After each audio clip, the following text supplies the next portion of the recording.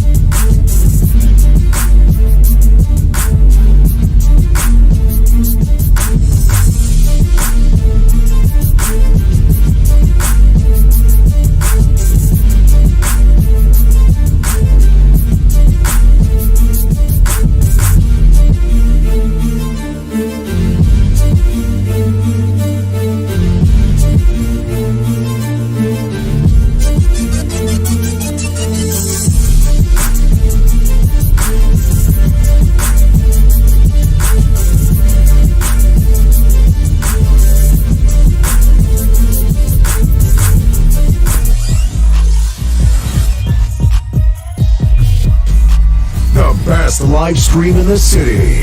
The Signal 27 Show.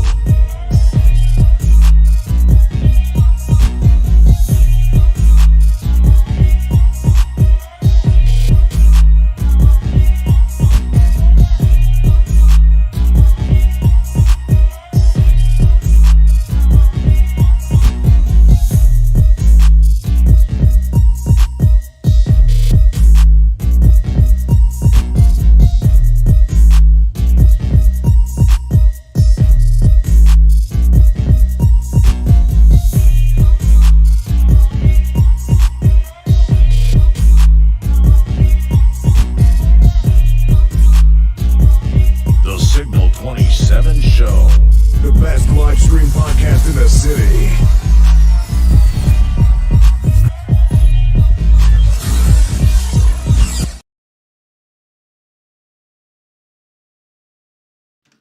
Thank you all for tuning into the Signal 27 Show. We are back for Jacksonville, Signal 27 in the community. We have none other than Miss Sharonda Lynn in the studio. How you doing today, Sharonda? I'm good. How are you? I'm doing just fine. Thank you. First and foremost, I want to thank you for blessing us with your time to provide us with some information about what you got going on in the community this week. So first and foremost, tell us a little bit about yourself. How you been? How's your day going? How's everything working with you today? Well, everything is going pretty well. I mean, everything is everything. I'm glad I got up this morning, so that's good in itself. Oh, that's always good. Yeah. Yes, indeed. You know, to be on this side of the ground, I always say it's better to be on this side than on the other side. You know what true. I mean?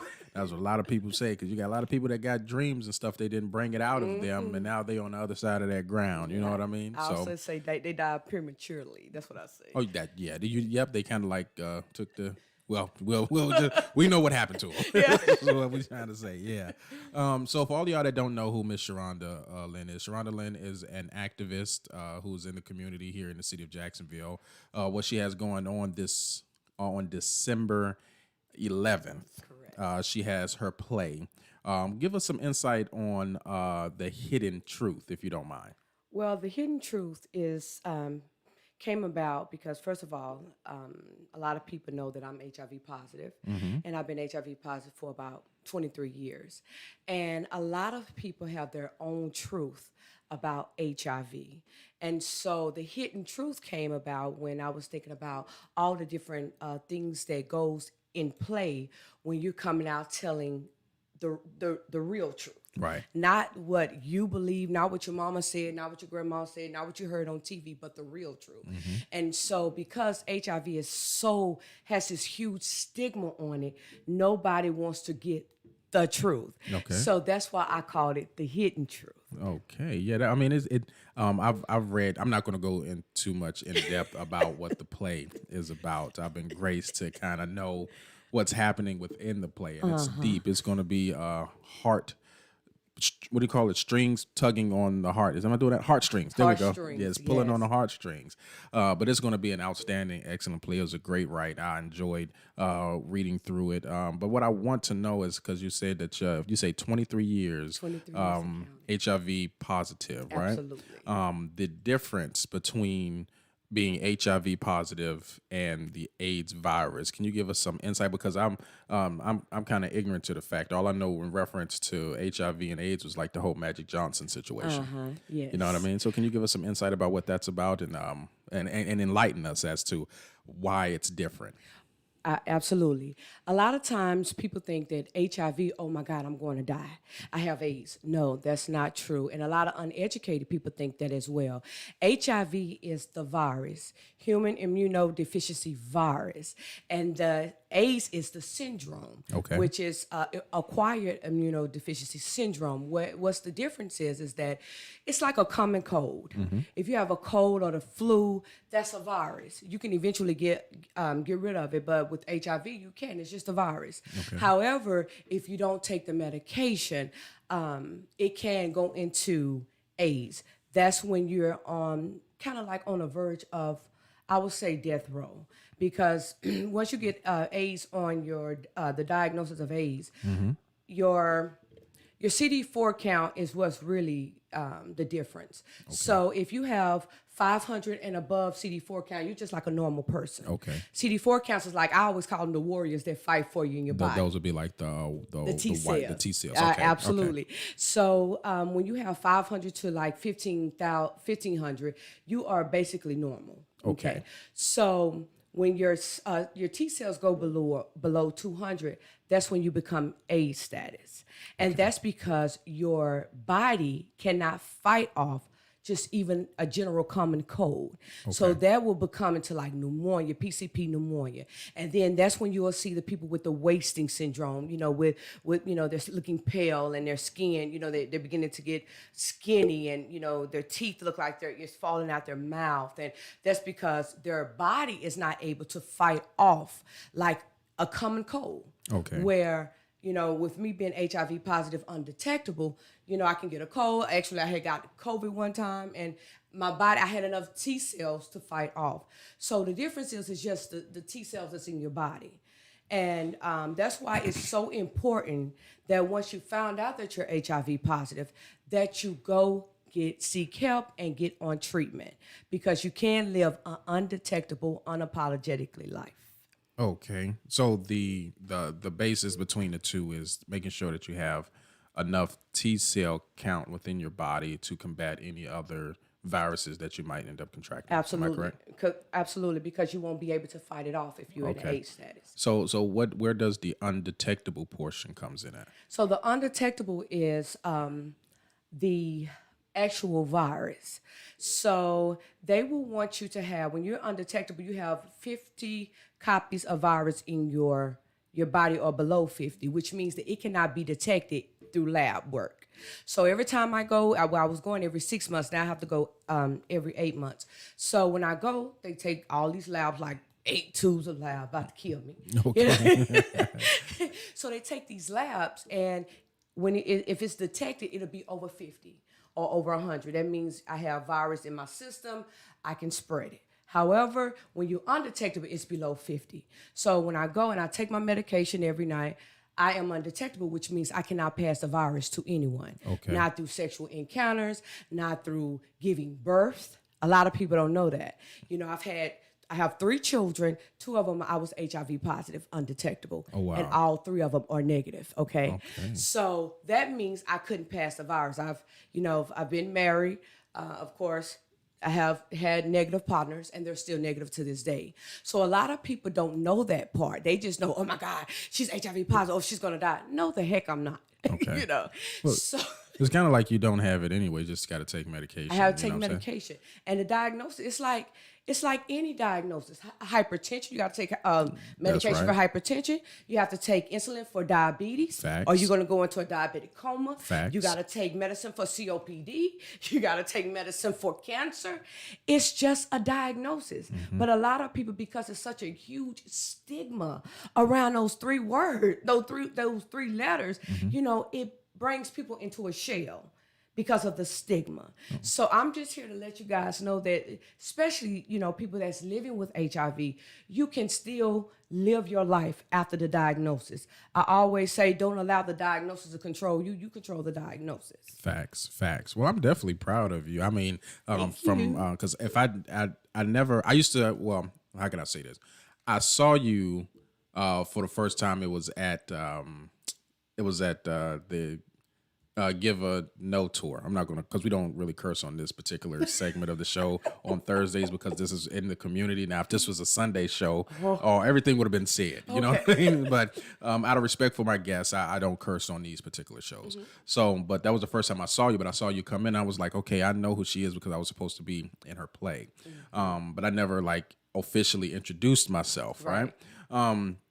But then afterwards, after figuring out what was going on and how the play came about, I was like, okay, I definitely want to be a part. But at that time, I was also doing Herb's play. And I was like, you know what? I don't know how, because I've juggled plays before, but trying to run lines and then remembering lines over lines. You know what I mean? But Herb said it will be okay. But nonetheless, as far as you as a person, I was like, well, you're like a big ball of energy. You know what I mean? I am. It's like when I see you, your eyes is always out and bright and everything. So it's like your attitude and everything behind what's behind it. Like if anyone did not know who you were, they would have never known that you've been going through or have gone through what you've gone through. Now, what I want to know is, because I know your mindset now is after 23 years, right? Oh, yes. So can you give us some insight on that first year? Well, the first year when I first found out, my cousin actually, we buried him 4 days before from complication of AIDS before I found out I was positive. Okay, so that's more. So 4 days we buried him, and then that fourth day I found out I was positive. And at that time I was still in high school. Oh, wow. Okay, wow. Yeah, I was 19, still in high school with a 1-year-old daughter. Okay. Oh, man. So you have to, my family was already going through burying my cousin. I can't even remember, Libra, I'm just being real honest. I cannot even remember walking into that clinic with my doctor. And she said, I think after she said, Sharonda, you HIV positive, I think I lost it. I would have lost it too.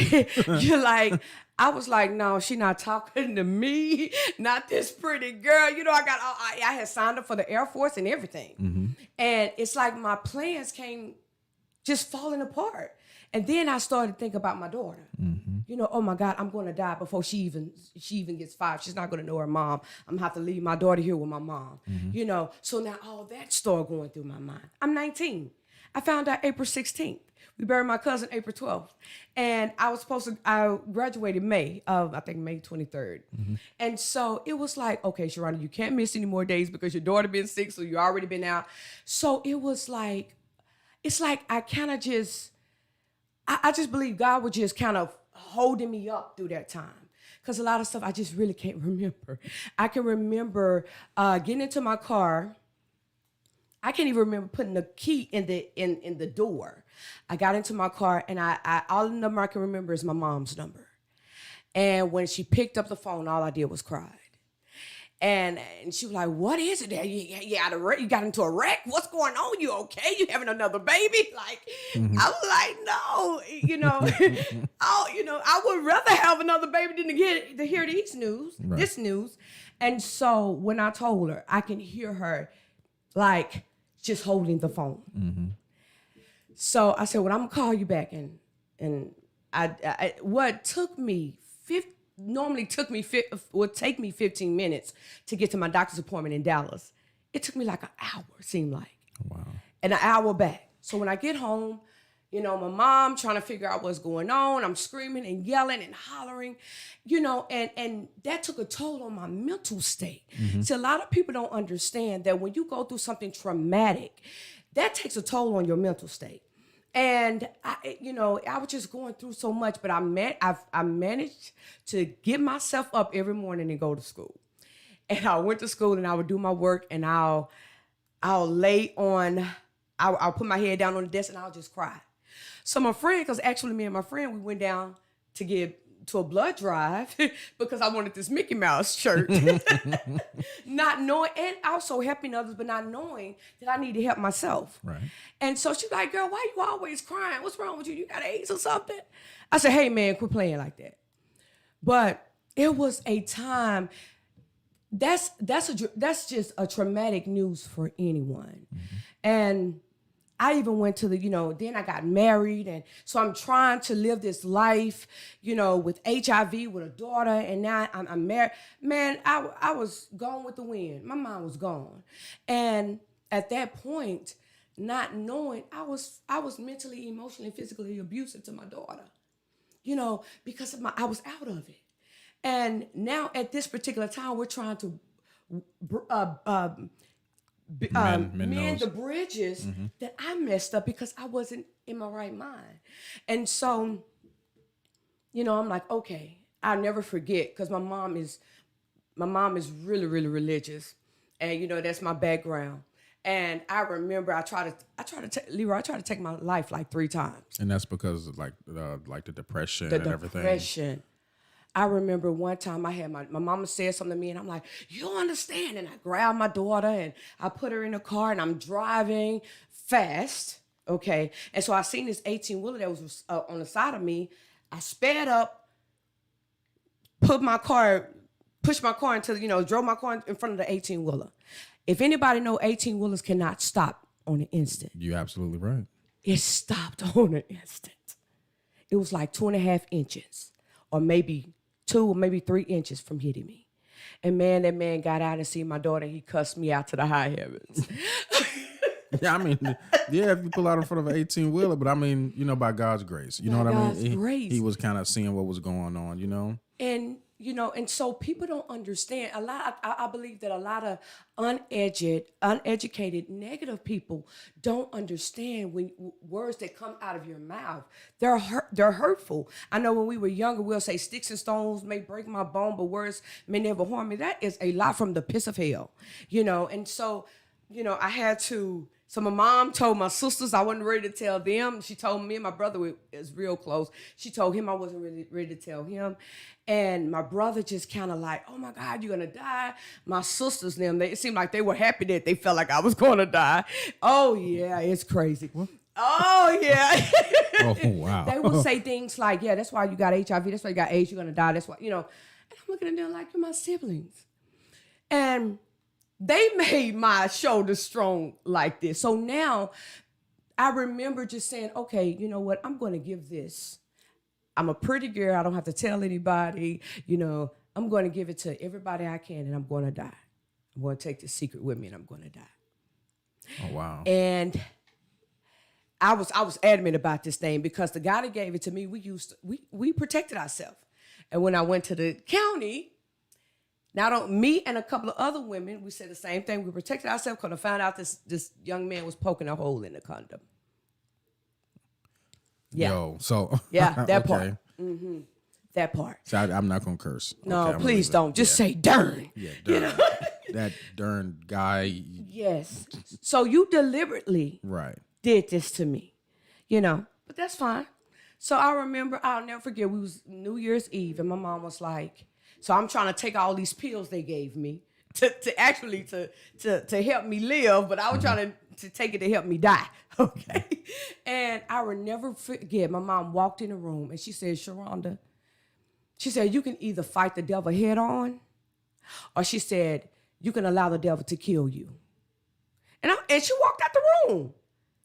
And I'm looking at her like.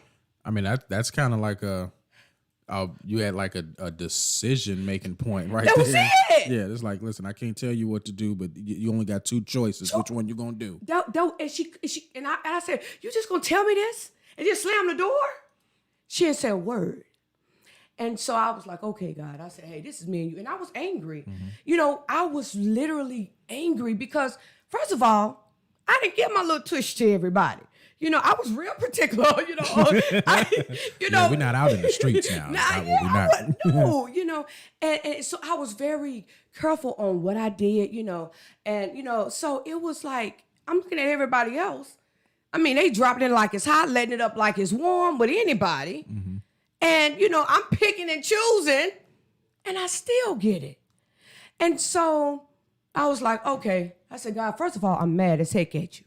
I said, let me put that out there. And a lot of people got to understand that you can talk to God however you want to talk to God.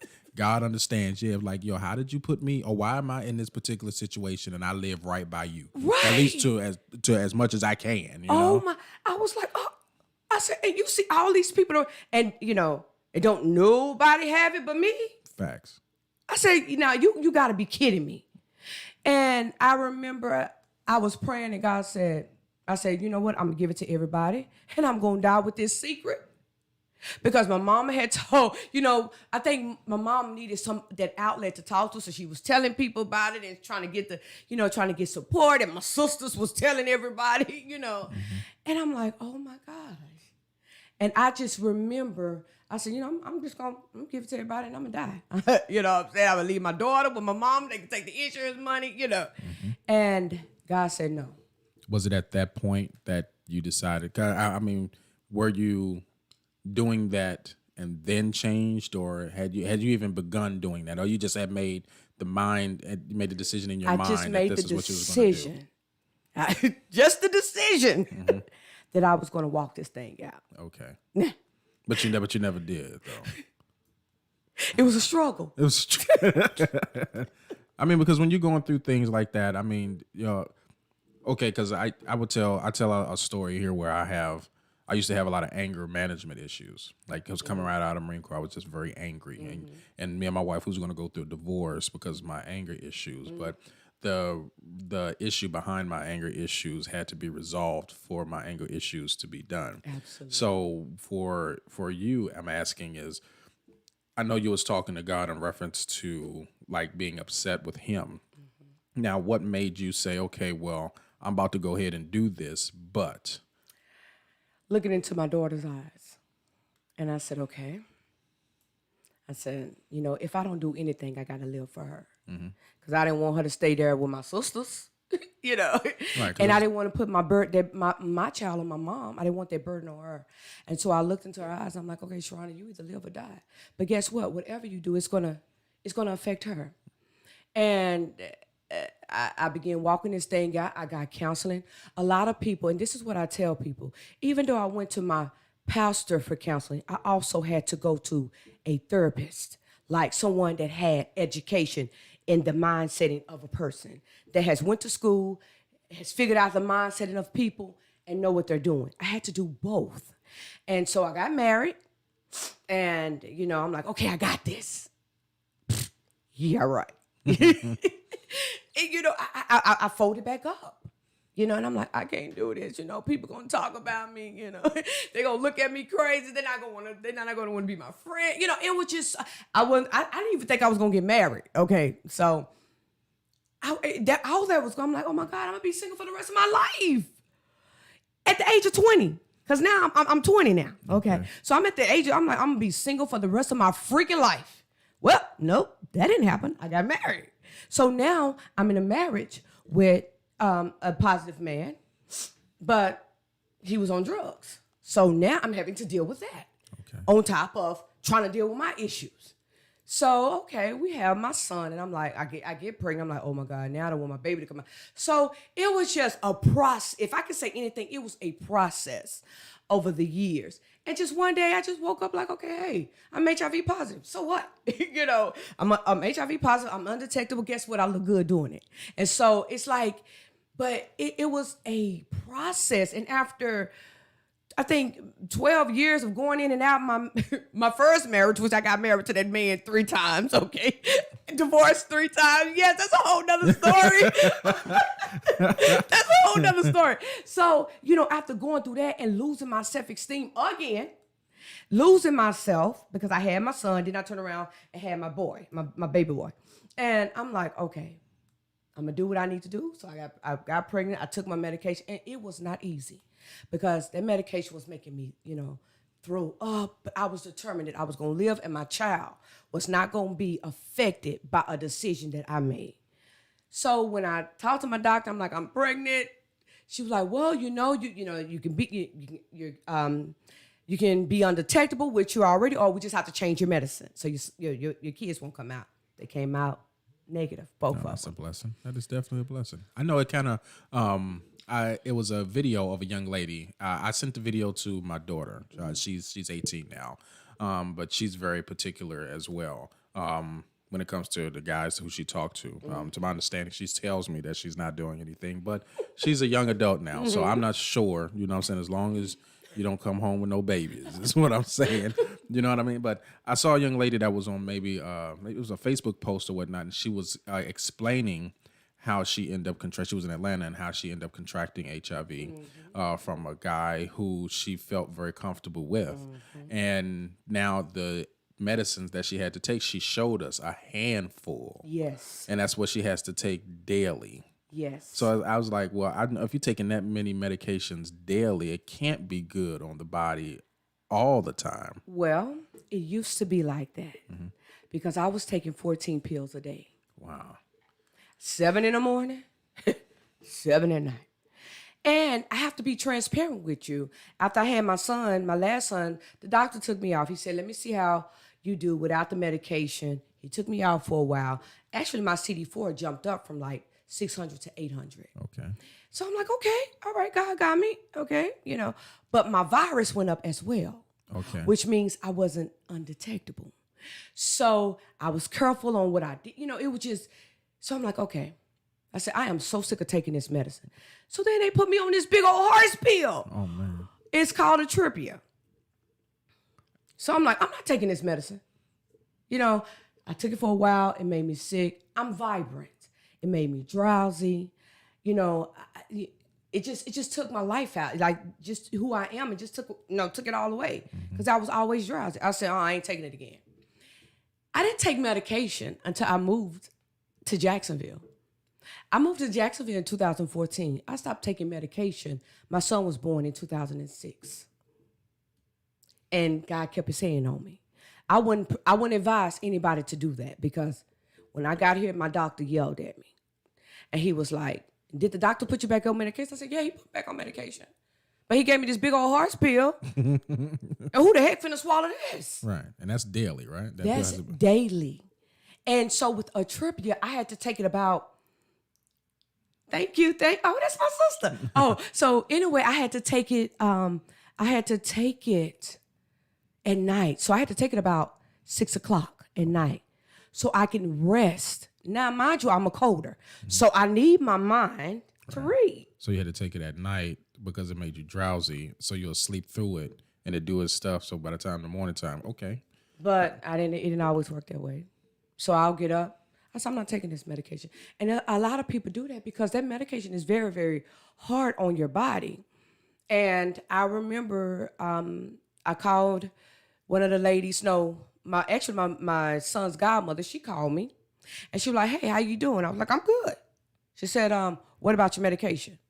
I said, I ain't taking that junk. I said, I'm sick. I'm tired of taking the medication. I feel fine. I'm good. I'm married again.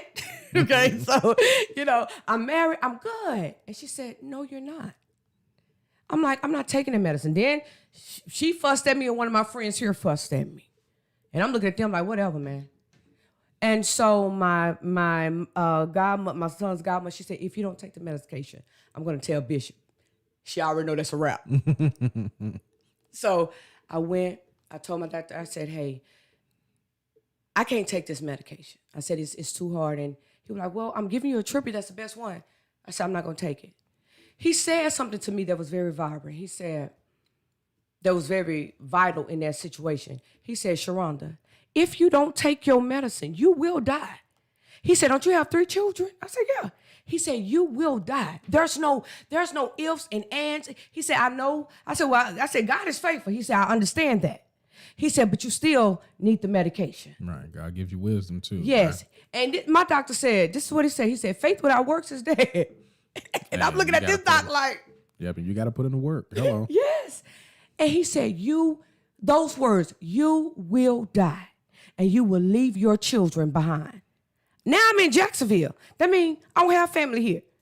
So guess what? I said, well, you're going to have to put me on another medication, man. So now I take these 2 little pills. At night, I'm good. They don't cause any effect.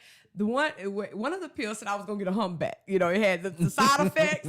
What was humpback? And I'm like, oh my freaking God, I'm gonna be walking like the humpback of Notre Dame. Like I'm gonna have a big old humpback. Really? Is that what it says? It gives you a humpback? It'll give you a humpback. I'm like, oh heck no. So I called my doctor. I'm like, I don't take no medicine that's going to deform me.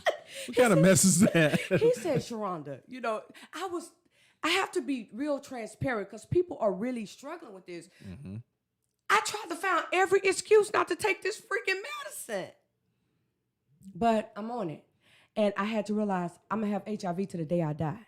Now, it's up to me how I'm going to live my life. Hello. You know, so I said, I want to live. And I'm going to live my life unapologetically. My self-esteem is to the roof. I agree on that one. I don't care. I can't tell you nothing. Nothing. I don't care what you know, because it took me too long to get here. Mm-hmm. So you can't box me. I don't care who you are. You can be the Pope. You're not going to box me. You're not going to box my shine. You're not going to box my self-esteem. You're not going to make me feel like I'm less than. I feel like I have just as much right to live my life like a negative person. I have just as much right, you know, and that's how I feel. And so that's what I'm going to do. And that's why I'm trying to bring, first of all, I want to knock the walls down with this stigma because it's just a lot of people just uneducated to the fact. You can be married and have a negative partner and you're positive, and as long as you take your medicine and it's undetectable, you will not pass it to him. That is like 95% accurate, okay? You can still have children and be positive, undetectable, and bring out negative children. I'm a living witness, okay? So you are entitled to live your life just like somebody else, you know, just like a negative person. And that's what I'm trying. People with HIV, they go into this shell because they're scared to, you know, what? Screw what people say. They talked about Jesus. Facts. They do. Live your life. If you was going to school before the diagnosis, still go to school after the diagnosis. If you wanted to be an actor, whatever you want to do before the diagnosis, live your life after the diagnosis. The diagnosis don't control you. You control the diagnosis. It's up to you whether you're going to live or die. And that's how I live my life. Well, I just want to commend you because just the fact that going to get tested, I know the harshness about going to get tested. A lot of and this is in reference to our people. I can't speak to Caucasians or Asians or anything like that. But when it comes to black folks do not want to go to the doctor. Folks. And I can understand the reason why, because of the doctors not really having our best interests at heart. You know what I mean? So you got to go to a doctor that kind of looks like you to try, you know what I'm saying? So that way they'll give you the kind of information that you want. But when it comes to us, our counts and our numbers get so high. Like I think Atlanta is probably like one of the highest areas that are infected with HIV for the black community. Let me help you out. Mm-hmm. They pulled the top 10 states out of the United States of the America. Okay, they pulled the top 10 states. We went before COVID. We was at number 9. And this is Jacksonville. This is Florida. Florida, okay. We are now at number 4. Wow. I'm talking about just 2 years. I think COVID only been out almost 2 years. Mm-hmm. We are now at number 4. Okay, Florida is leading the new cases out of the world of HIV. Florida, we're leading in new cases. Guess who's leading out of all the races? African Americans. So it is very, very important, you know, that we talk to each other. It is go get checked, do your annuals, you know, your physicals and stuff like that. Go to the doctor. We are leading at 15,000 in Florida and counting. And that's all because either one, we're scared of what the results are going to be. They act like as if the doctor is not going to. If it doesn't exist, if the doctor doesn't tell us. Well, that's true, and also that it can't happen to me. Right. Nowadays, you know, I think I say this often. I said, you know, nowadays it's like, okay, can you get pregnant? No, I can't get pregnant. Don't ask. They ain't asking if, you know, you have any sexually transmitted diseases. All they're thinking about is, can you get pregnant? And come on, let's be real about it. We all adults. Some of us, you know, has been married, so we like touching skin. Let's just put it like that. And we're not really actually asking the questions. Hey, if I'm in a long-term relationship with you, come on, let's go get tested. Don't be ashamed to get tested. Don't be ashamed to talk to your children about this. Our babies in college are leading the pack. our babies from the ages of 19 to 25 are leading the pack. Why? Because they're going to these sorority parties. They're going to, they're out there. They not in mom's care anymore, not in dad's care. I'm grown halfway. They doing whatever. We're not talking to our babies before they go out to college. It's more than you can get pregnant. You can have sexually transmitted diseases. People want to talk about HIV, but they forget to talk about herpes, where you can still pass it while you on medication. You can still pass it to your children. You can still pass it to your husband while on medication. With HIV, you can't. But we're not doing that if you're on medication. And so that's why it's very, very important for the uneducated to get educated. And that's what the hidden truth is about. It's 4 different walks of life. And the common denominator is HIV. We have a scene where for the youth, so please bring your youth out, because we need to talk to our youth. We have youth bullying each other. Just because I can buy my kids some Jordan and their parents can't, don't mean that you're out to bully. You don't know what's going on, which cause kids to either, don't want to go to school anymore or commit suicide. Or in scene 1, Maggie, a guy goes out and try to fall in love, think that he's going to fall in love with her. He's actually a pimp. Guess what? He pimps her out, because she fell in love with the first thing to show her some attention. Okay. So please bring your children out. We're dealing with the LGBTQ. God loves us. God loves us all. They're red, white, blue, green, heterosexual, homosexual, gay, bisexual, transsexual. He loves us all. And so we have a scene in there for them about how parents, just because our children don't do what we ask them to do, that don't mean, or do what we feel like they should do, don't mean that we should push them away. We just might be pushing them into a trap. So we have the LGBTQ, so bring your family out. We have African Americans deal with mental illness. I have a mental illness scene in there. A lot of people don't know with bipolar, with bipolar, it's a manic. They go into this manic scene where they either gonna be extra high or extra low. And sometimes when you in bipolar situations, especially with females, their manic mode, when they get upset, they go and have sex with random men. A lot of people didn't know that. I didn't know that either. They have sex with a lot of this is bipolar. A woman who's bipolar. Mm-hmm. Okay. And and so we have that. But the 4th scene, I can't tell you. No, you can't. No, I wouldn't see. You have to come. You have to make sure you get your tickets and make sure that you come out and support Jacksonville. There's the reason for this particular show is to let you know what's going on within the city of Jacksonville. So it doesn't matter what's going on. It's things for us to do here. My goal is to make Jacksonville stop star chasing and support those that are right here within your community, because you got great things here. I'm going to tell you right now, once you get your tickets, you're going to learn something.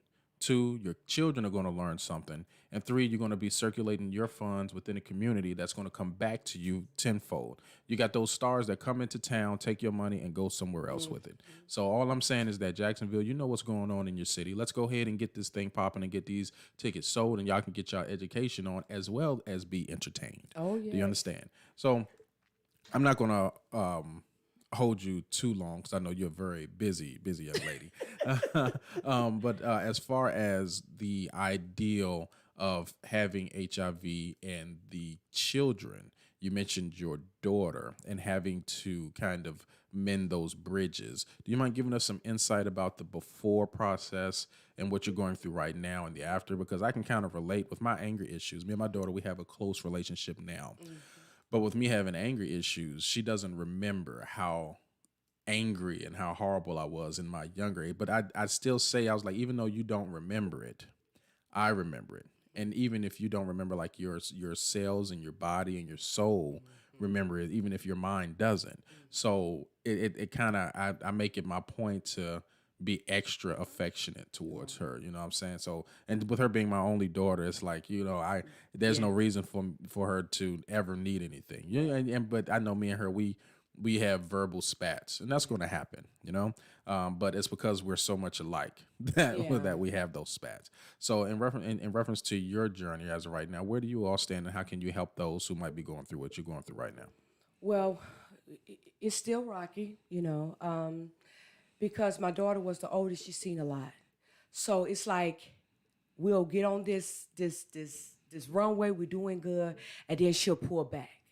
And so I kind of just let her come around when she needs me. And sometimes I would have to reach out to her, and that's fine. But I reach out to her because I love her. And I tell her all the time, I say, if I would have known what I know now, I would have been a better mother, but I didn't. I said, so now I know how to mother better. I said, does not mean that I don't make mistakes. I just make them better.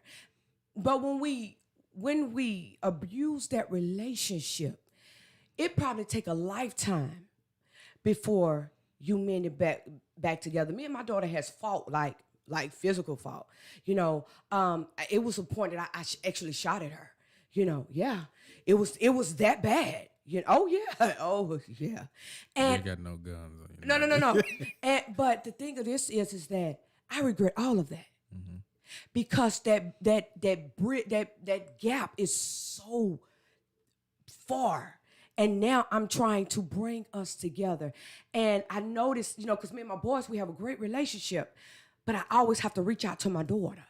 And sometimes, she don't want to be bothered with me. And I'll leave her alone. And then she'll call or I'll call her. But it's a work in process. And what I'm going to tell anybody, don't stop. If you damage that relationship, and like I told her, I said, no, I am not who I used to be. I said, I'm better. However, it takes two. So even though I'm opening up my heart and I'm allowing you to, come in, you got to open up your heart too. So it works both ways.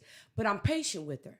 Like a lot of stuff, I'll give her leeway that I don't give my other two boys, Why? Because I damaged that relationship. But don't get it twisted. I'm still your mother, However, I'm gentle with her because I know anything can set her off. And then we're starting at back at, square one. Has she decided that she wanted to go get some counseling? Have you all decided to go get counseling together? Has that been something that's been on the table? We got counseling back in Dallas, and I told her that we probably need to do it again. Because a lot of times, sometimes we'll sit and we will start festering in what happened. And now you see, I'm not, and this is the thing, you see the person is not the same. Like you said, you had an anger issue. Mm-hmm. You're not the same. Your wife know you're not the same. Your children.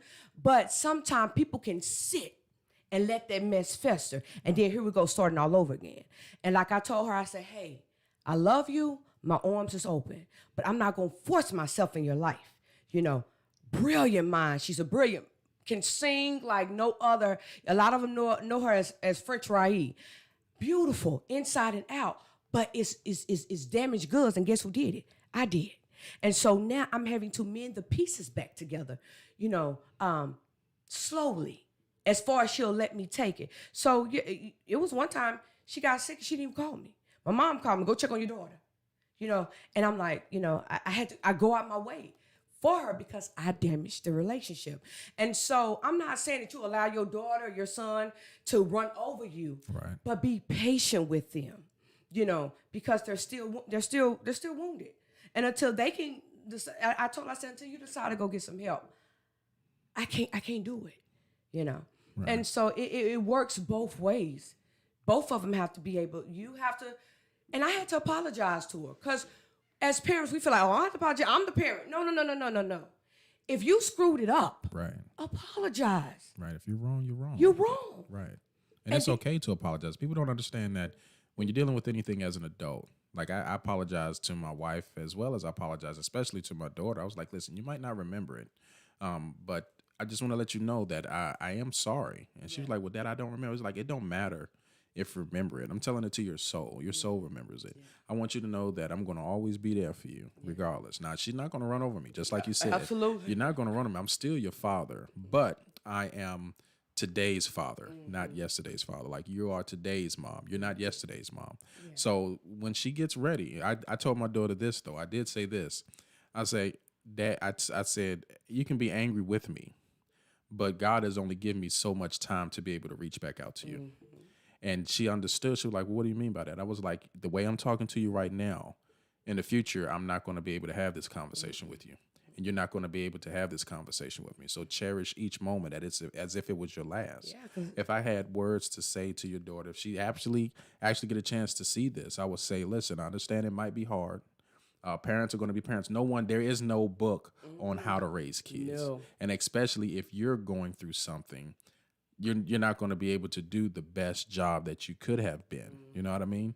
But it's okay to be able to go through what you've gone through and be able to still move forward with what you have now, because time is short. I tell my daughter, I was like being in insurance.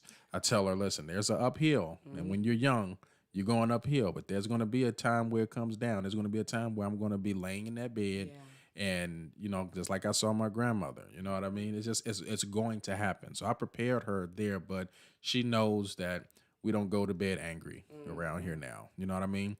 I tell her though, I say when I get upset, I'm not mad at you, but it's best that I don't speak. Yeah. Because if I speak to you, you're not going to like it.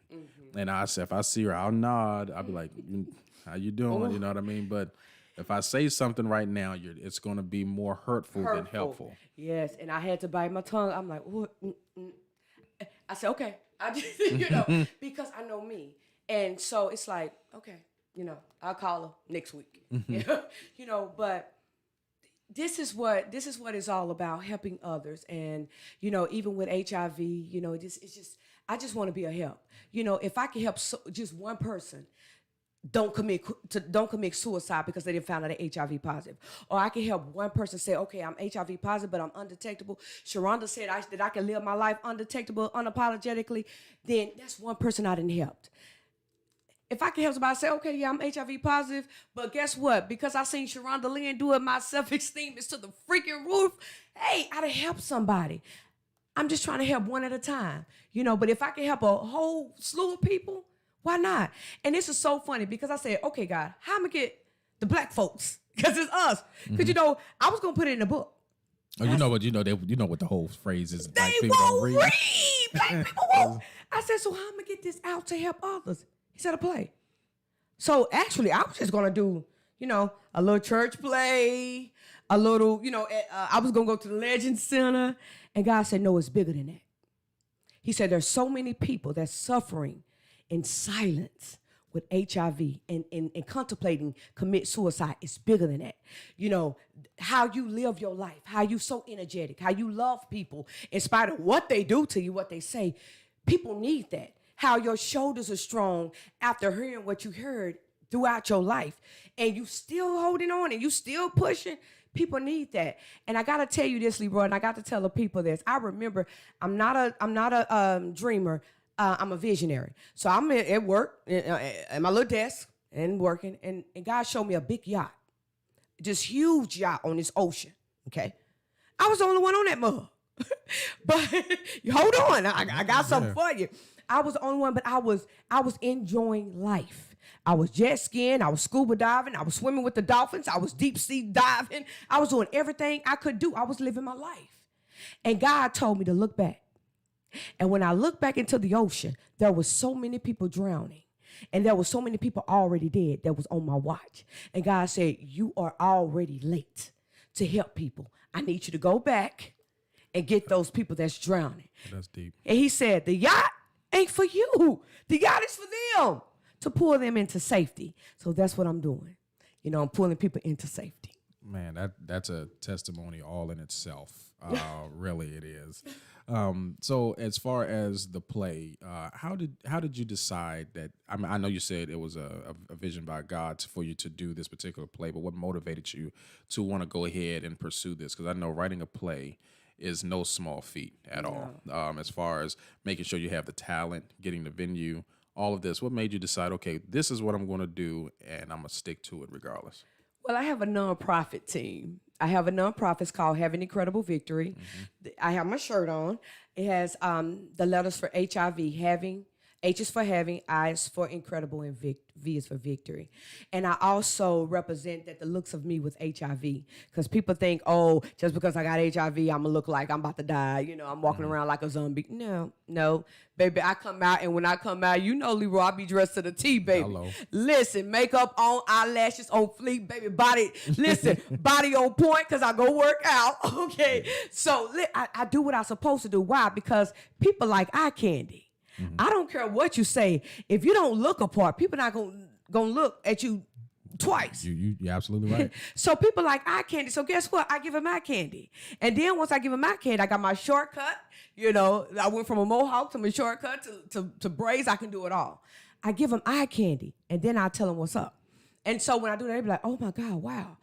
Girl, no, you don't. I'm like, baby, yes, I take Truvada and whatever that D word is every night, you know. But the wow in their eyes, like, man, if she can do it, I can do it.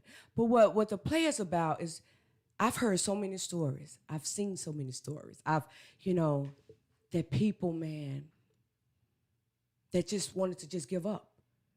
And Texas has it sold up with people advocacies of HIV. I mean, they out there like, hey, this is my life. But there's nobody that look like you and I that's talking about this thing. You have HIV is not, let me please put this out here. HIV is not a homosexual disease. I was getting ready to ask that next. Thank you. Oh my gosh. We see these commercials with the pills, with homosexuality. No, it does not have a race. It does not have ethnicity. It does not care if you're homosexual, heterosexual, bisexual, trisexual. It does not care. You know, I'm heterosexual. Never been with never thought about going that way. Okay. Okay. No pun intended, because I love my LGBTQ family, you know, but it's not a homosexual disease. Anybody can get it. There are children that's born with it, and people talk about them and don't know that they were born with it because their mother didn't know until the last minute. There are people that had gotten blood transfusions and gotten it, you know. Parents that breastfed their babies and didn't know they was HIV positive, and voila, you know, because they went on medication. So this is not a homosexual disease. If I have to be the limelight and the look and the voice, the spokesperson of HIV heterosexuals, guess what? That's what I'll do. We're suffering too, you know. And so that's what the play. That's what, you know. I didn't think it was going. I'm telling you, I was gonna go to the freaking Legend Center. And I told my nonprofit team, I said, guess what? We going to the Ritz. Hello. They was like, Sharonda. See, they know I'm from Texas, so I big dream. I mean, my dreams are huge. I say, yeah. I say, this is not just for, you know, the Legend Center. This is not just for the church. Because people in church, you know, they're dealing with it too. Right. You know, this is for everybody. This is nationwide, you know. And so that's what I'm doing. And man, I got some amazing women. All of them are negative. That's behind me and pushing. You know, I gotta kind of, you know, say, hey man, let's go. But they think they just support me, you know, because I have this big dream. I told them, I said, hey, we're gonna do a block party. I want to do it this summer. We're going to do a block party. We're going to have everybody out food. You know, we're going to have a testing site. You know, hey, because we need to get the word out. You can live and will live if you come up to me. You will live with HIV. And you'll live your life, I say unapologetically, and you know, with high self-esteem. Because you ain't going to be around me, who is me. No, because my energy going to rub off on you. That is facts. That is facts. Your energy is going to rub off on them. I just wanted to know, have you decided not to write the book still? Are you focusing just on the play? Or have you decided whether or not you're still going to put it in book form or not? I'm going to put it in book form, but I'm waiting to, I want to go to Atlanta. I need Tyler Perry to call me. Okay. Hello, Tyler. If you ever get a chance to watch this, when I break up with this video right here, we're gonna tag your name in it now, Tyler. So stop playing. Because I want to do a play, and I want, you know, the play to be about heterosexuals that has HIV, you know, and I hear a lot of people say Magic Johnson don't have it. Yes, he do. And him and Cookie is getting their freak on. He is just undetectable. Okay, that is it. That's all. Period. Thank you for clearing that up. Exclamation mark. It got to be gone. No, because you too healthy. I'm healthy. Right. But this was before I met you, and I was still ignorant because I never decided to look anything up. But I was like, well, Magic Johnson must ain't got it because he didn't gain weight and everything. But, but now that I met you, yeah, he's just undetectable, guys. He's just undetectable. And a lot of people don't know that. They think, he done went to Russia. Or they did the Dr. Sebi thing. Yeah, like what? No, he still has it. Guess what? He's just not talking about it. And I think that's what's wrong with African Americans. We're not talking about it. Caucasian, they got it locked. The LGBTQ, they have it locked. African Americans, we're solid with everything. Well, I think that's because of how we are as a people. I just think, honestly, what we need to do is we need to be more upfront with one another, be willing to work with one another, and just know, listen, I need to be able to find an outlet to be able to talk to somebody else. Because there's somebody in our community going through what we're going through who has a better outlook on life than what you're going through right now. And for you in that particular situation is you. It's like you have a lot of young people that are going through what you've gone through when it first started, but they don't know who to go to and who to turn to, and they already thinking about how people going to already talk about them and things like that. But what you're doing right now, it's ministry. You know what I mean? So I'm glad you said that, Leroy, because I didn't have a blueprint on this. Right. I didn't have nobody to say. I seen my cousin, man, went from this healthy guy, handsome, to and he was taking like 36 pills a day. So that means they didn't know what was going to work and what was not going to work. And that was about 20 plus years ago. And so I didn't have this blueprint to say, hey, Sharonda, you can do this. Hey, this is how you do it. I didn't have that blueprint. And so I said, I'm going to be the blueprint for somebody else. I'm going to be the face that somebody say, hey, man, I feel like committing suicide, but my face pop up in their mind. But Sharonda did, and she did it. So I said, I'm going to be the face. I'm going to be the blueprint. I'm going to let uneducated people know that we can still live our life. And I'm going to educate you as we walk. And guess what? I'm going to have a slew of people behind me that's HIV undetectable, that's walking with their head up, with their chest out. Hey, baby, listen, I'm HIV undetectable, and I'm living my life unapologetically. Why? Because we have the right to live our life just like a normal person do. We are normal. And so I'm the face. And if I have to be the face to help somebody else so they won't commit suicide or try to kill themselves like I did, then I would do that. Because we're losing our babies. Leroy, we're losing our babies. We're talking about HIV, but we're losing our babies to gun violence. We're losing our babies to people bullying each other and they committing suicide. We're definitely losing our babies to HIV. We're losing our babies to the world because, we have religious people, we have, our religion base and says, okay, well, you can't be homosexual, so I'm going to put you out. No, you got a lot of stuff going on with you. Did God kick you out? Thanks. Yeah. So why would you kick your baby out into the world for the enemy to destroy them? No, love on our babies. Sometimes you got to love the hell out of them, literally. Exactly. And so guess what? It's about all that, So, hey, I'm the face. Hey, I like that. So the play is going to be on December 11th. It's called The Hidden Truth.